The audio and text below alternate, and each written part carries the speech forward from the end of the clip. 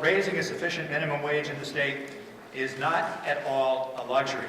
It is not a mere convenience. It's critically important for thousands upon thousands of Connecticut families. And now, some of those who oppose a minimum wage increase try to caricature it as something which is just for spending money for often affluent young people. But that's not the case. The reality of the minimum wage in Connecticut is something entirely different. It is that families are living and struggling on minimum wage. The typical minimum wage earner in Connecticut is a woman in her 30s with children that she is trying to support. So it is very different than what the opponents of it often try to caricature the minimum wage as to who benefits from it. I strongly believe that providing for a reasonable level of paid family and medical leave is not just a humane adjustment, it is also essential to the health and well-being of our workforce in this state. So the inability of employees to take time off, to care for loved ones or for themselves, can leave them with no choice but to either neglect family members and have that on their conscience so that they are uneasy every single hour of the day, or to neglect their own health or to put themselves in financial jeopardy. So working families should not have to face the prospect of economic ruin when presented with serious family needs, such as caring for a newborn or a spouse or a parent. So these bills will help not only workers, but the businesses that employ them by creating a more stable and productive employee base and improve morale in the workforce as well. Businesses have always asked us for on the minimum wage is that they have some predictability to it. This provides predictability. It gives people an opportunity to plan over the next half a decade. That's a significant amount of time, and that's what most business plans are about, a 5-year business plan.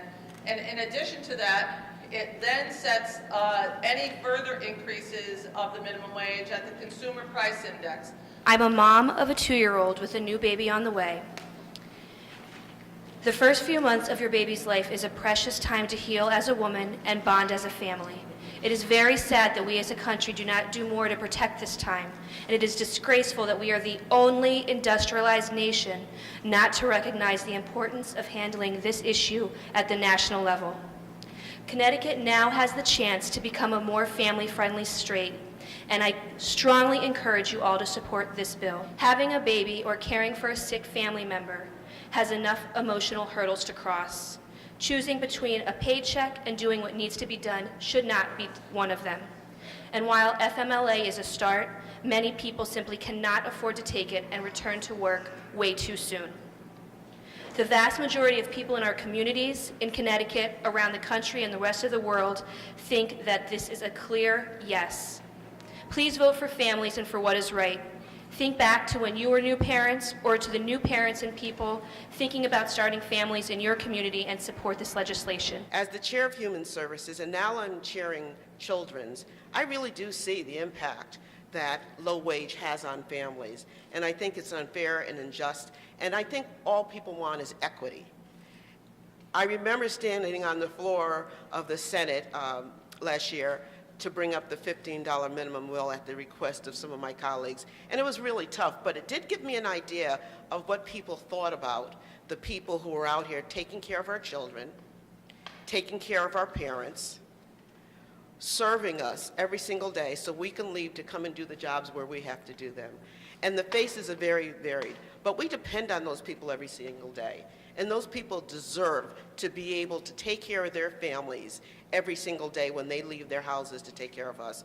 Working families need a minimum wage, a decent minimum wage, which she could claim a working wage, in order to have independence and financial stability for their families.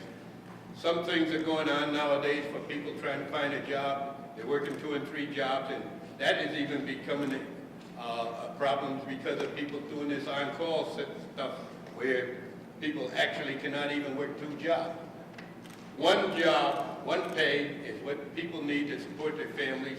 And the Family Leave Act, that is very essential because people who have some catastrophic, or what they think is a catastrophic thing happening within their family, where they have to take off and take care of their children, or for that matter, for any reason, should have the right to at least have family medical leave so that they can take care of whatever responsibilities they have.